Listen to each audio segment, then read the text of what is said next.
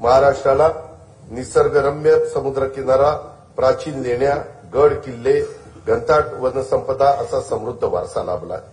पर्यटन क्षेत्रात खासगी गुंतवणुकीसाठी उत्साहवर्धक आणि अनुकूल वातावरण निर्माण करण्याकरता पर्यटन धोरण 2024 जाहीर करण्यात आले असून येत्या 10 वर्षात पर्यटन क्षेत्राला 1 लाख कोटी रुपयांची गुंतवणूक आकर्षित करण्याचे उद्दिष्ट ठेवण्यात आले आहे। राज्याचे आरोग्य पर्यटन धोरण देखील अध्यक्ष महोदय आखण्यात येत आहे। मुघलांच्या नजरकैदेतून आग्र्यातून सुटका हा शिवचरित्रातील प्रेरणादायी प्रसंग आहे।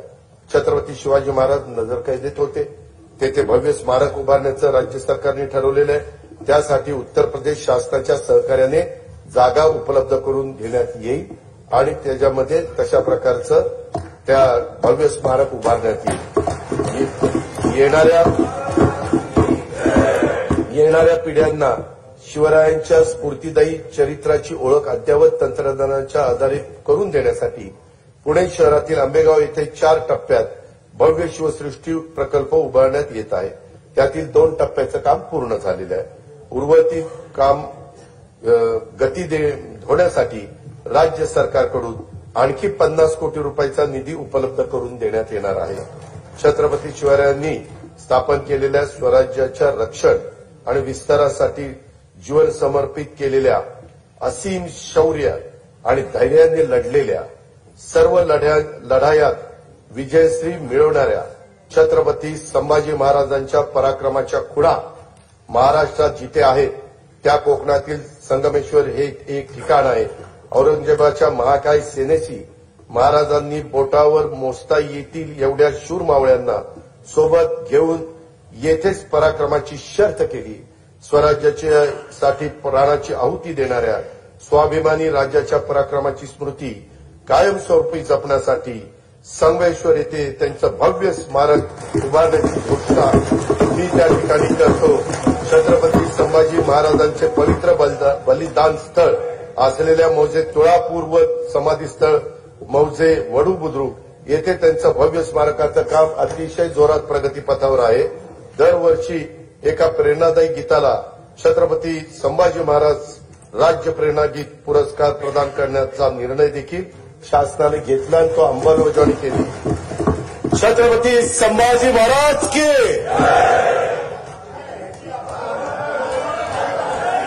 स्वराज्यासाठी बलिदान देणाऱ्या लाखो मराठ्यांचं शौर्याचं प्रतीक म्हणून हरियाणातील पानिपत येथे यथायोग्य स्मारक ऐका जरा येथे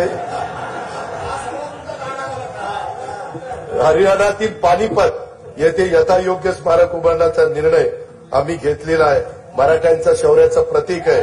हरियाणा शासन पण आमचेच मुख्यमंत्री आहेत, त्यांना आमचे हे मुख्यमंत्री बोलतील आणि स्मारकाची जागा घेतील आणि तेही स्मारक त्या ठिकाणी होईल। चैत्यभूमी दादर मुंबई येथे इंदू मिलच्या जागेवर भारतरत्न डॉ. बाबासाहेब आंबेडकर यांचं आंतरराष्ट्रीय दर्जाचं स्मारक उभारण्याचं काम सुरू असून त्यासाठी देखील पुरेसा निधी उपलब्ध करून ते लवकरात लवकर पूर्ण करण्याचं आमचं धोरण आहे।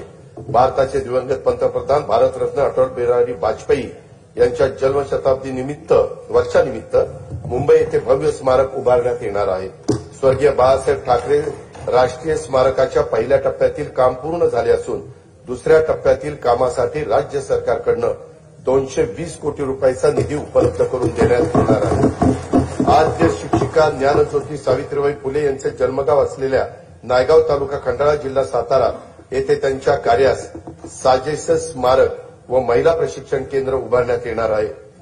साहित्यरत्न आज त्यांची पुण्यतिथी मी त्यांना अभिवादन करतो।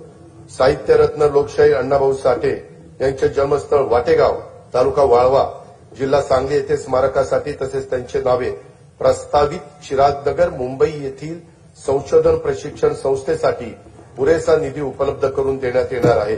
संगमवाडी पुणे येथे वस्ताद लहुजी साळवे यांच्या स्मारकाचं काम अतिशय जोरात प्रगतीपथावर आहे। सन 2027 मध्ये नाशिक येथे होणाऱ्या सिंहस्थ कुंभमेळ्याच्या निमित्तानं नमामि गोदावरी अभियानाचा आराखडा तयार करण्यात येत आहे। कुंभमेळ्याच्या सुव्यवस्थित आयोजनासाठी विशेष प्राधिकरणाची स्थापना करून त्यासाठी आवश्यक तो निधी उपलब्ध करून देण्यात येणार आहे। नाशिक येथे राम कालपथ विकास प्रकल्पाअंतर्गत रामकुंड, काळाराम मंदिर आणि गोदातट परिसरातील पर्यटनाच्या दृष्टीने विकास करण्यासाठी 146 कोटी 10 लाख रुपये किमतीची कामे हाती घेण्यात येत आहेत. दुर्गम ते सुगम कार्यक्रमाद्वारे डोंगराळ भागातील प्राचीन मंदिरे, धार्मिक स्थळे, गड किल्ले व इतर निसर्गरम्य 45 ठिकाणी रोपवेद्वारे जोडण्यात येणार आहेत. राज्यातील प्राचीन मंदिराचे जतन, संवर्धन व परिसर विकासासाठी आवश्यक निधी उपलब्ध करून देण्यात येणार आहे. महानुभाव पंथाच्या श्रद्धास्थानाच्या विकासाची कामे देखील हाती घेण्यात येणार आहेत. प्रभू रामाच्या पदस्पर्शाने पावन झालेल्या रामटेक येथील श्रीराम मंदिराच्या नूतनीकरणाचे काम सुरू असून तेथे दरवर्षी सांस्कृतिक महोत्सवाचे आयोजन करण्याचे नियोजन आहे. सिंधुदुर्ग जिल्ह्यातील सागरी संग्रहालय, कृत्रिम प्रवाह आणि पाणबुडी पर्यटन हे 75 कोटी रुपये किमतीची कामे प्रगतीत आहेत. कोयनानगर तालुका पाटण, जिल्हा सातारा येथे स्कायवॉकची उभारणी व नेहरू उद्यानाचे सुशोभीकरण हे देखील करण्यात येणार आहे.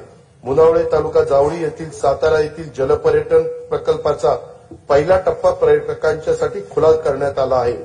आता हेळवाद, जिल्हा सातारा येथे कोयना जलपर्यटन प्रकल्पाला मान्यता देण्यात आली आहे. ठाणे जिल्ह्यातील मुरबाड तालुक्यातील माळशेज घाटात काचेचा स्कायवॉक उभारण्यात येणार आहे.